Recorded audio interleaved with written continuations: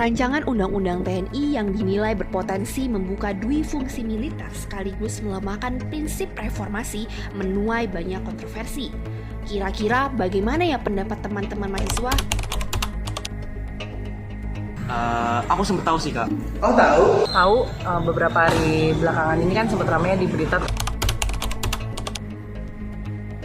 Kalau aku ngelihat ya, apa sih yang jadi kontroversi ini? Menurut aku sih ada di dua pasal ya. Pertama itu kita bisa lihat di pasal 47, kalau sebelumnya TNI itu punya wewenang untuk masuk di 10 lembaga negara terkait, sekarang diubah nih jadi 16 lembaga. Dan salah satunya itu ada Kejaksaan dan Mahkamah Agung. Nah, di sini nih yang menurut aku kok jadi semakin luas ranahnya.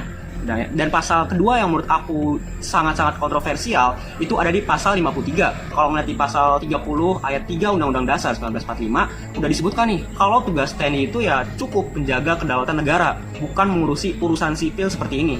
Menurut saya itu cukup kontroversi ya, karena ada di dalam salah satu rancangan di pasal itu memperbolehkan TNI untuk masuk ke 16 lembaga negara. Kalau menurut saya, hal yang paling kontroversi dari pembahasan ini adalah perluasan kewenangan TNI dalam jabatan sipil. Karena menurut saya, banyak pihak yang khawatir bahwa perluasan ini dapat mengaburkan batas peran militer dan sipil. Kalau undang-undangnya tetap disahkan ya nanti gimana penerapannya, gimana implementasinya, sama aja buruk, sama aja nggak sesuai dong sama demokrasi kita.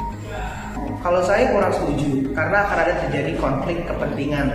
Karena mereka kan sudah mewakili TNI dan sekarang mereka harus masuk ke lembaga negara dan tentunya pasti akan ada kemungkinan untuk terjadi konflik kepentingan. Kalau saya, kalau memang itu harus dijadikan undang-undang, jangan sampai ada unsur-unsur konflik kepentingan lain yang bisa mengganggu jalannya pemerintahan di negara kita.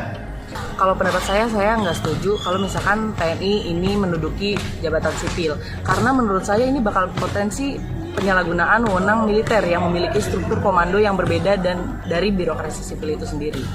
Kalau saya sih, semisal undang-undang ini disetujui, harapan saya adalah semoga adanya pengawasan dengan mekanisme yang ketat.